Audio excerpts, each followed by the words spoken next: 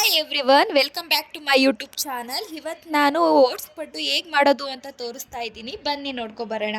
ನಾನಿಲ್ಲಿ ಓಟ್ಸ್ ಪಡ್ಡು ಮಾಡೋದಕ್ಕೆ 2 ಕಪ್ ಆಗೋಷ್ಟು ಓಟ್ಸ್, 1/4 ಕಪ್ ಆಗೋಷ್ಟು ಮೊಸರು ತಗೋತಾ ಇದ್ದೀನಿ. ಇದನ್ನು ಚೆನ್ನಾಗಿ ಕಲಿಸ್ಕೋಬೇಕು. ಓಟ್ಸ್ ತುಂಬಾ ಒಳ್ಳೆಯದು, ಇದರಿಂದ ನಮಗೆ ಫೈಬರ್ ಕಂಟೆಂಟ್ ಸಿಗುತ್ತೆ.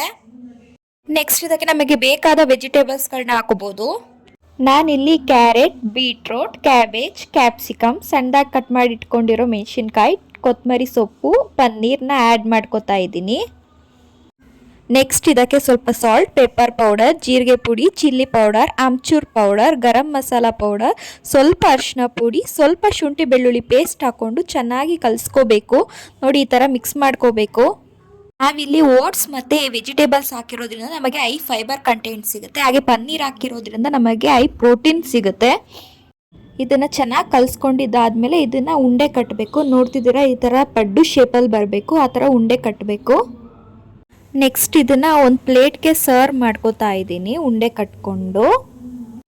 ನೀವು ನೋಡ್ತಾ ಇದ್ದೀರಾ, ಈ ಥರ ಕನ್ಸಿಸ್ಟೆನ್ಸಿಯಲ್ಲಿ ಬರಬೇಕು ಪಡ್ಡು ಥರ. ನೆಕ್ಸ್ಟ್ ಒಂದು ಸ್ಟವ್ ಮೇಲೆ ಪಡ್ಡು ತವಾನ ಇಟ್ಟು ಅದಕ್ಕೆ ಸ್ವಲ್ಪ ತುಪ್ಪ ಅಥವಾ ಎಣ್ಣೆ ಹಾಕಬೇಕು. ನಾನಿಲ್ಲಿ ತುಪ್ಪ ಹಾಕೋತಾ ಇದ್ದೀನಿ. ನೆಕ್ಸ್ಟ್ ಇದಕ್ಕೆ ಉಂಡೆ ಕಟ್ಟಿಟ್ಕೊಂಡಿದ್ವಲ್ಲ ಪಡ್ಡುಗಳನ್ನ, ಅದನ್ನು ಹಾಕೋಬೇಕು.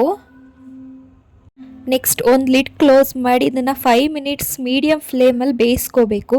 ಒಂದು ಸೈಡ್ ಆದಮೇಲೆ ಮತ್ತೊಂದು ಸೈಡ್ ತಿರುಗಿಸಿ ಬೇಯಿಸ್ಕೋಬೇಕು. ನೋಡ್ತಾ ಇದ್ದೀರಾ, ಈ ಶೇಪಲ್ಲಿ ಇರಬೇಕು. ತುಂಬಾ ಚೆನ್ನಾಗಿ ಬರುತ್ತೆ ಇದು. ಇದನ್ನು ಎಷ್ಟು ಚೆನ್ನಾಗಿ ಬೇಯಿಸ್ಕೋತೀರೋ ಅಷ್ಟು ಚೆನ್ನಾಗಿ ಬರುತ್ತೆ. ನೋಡಿ, ಇದು ತುಂಬಾ ಚೆನ್ನಾಗಿ ಬೆಂದಿದೆ ನೋಡಿ. ನೆಕ್ಸ್ಟ್ ಇದನ್ನು ಒಂದು ಪ್ಲೇಟ್ಗೆ ಸರ್ವ್ ಮಾಡ್ಕೋತಾ ಇದ್ದೀನಿ.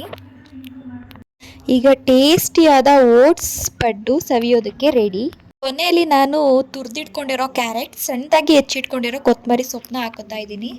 ತುಂಬಾ ರುಚಿಯಾಗಿ ಬಂದಿತ್ತು. ನೀವೊಂದ್ಸಲ ಟ್ರೈ ಮಾಡಿ, ಹೇಗೆ ಬಂತು ಅಂತ ನನಗೆ ಕಮೆಂಟ್ ಬಾಕ್ಸಲ್ಲಿ ತಿಳಿಸಿ.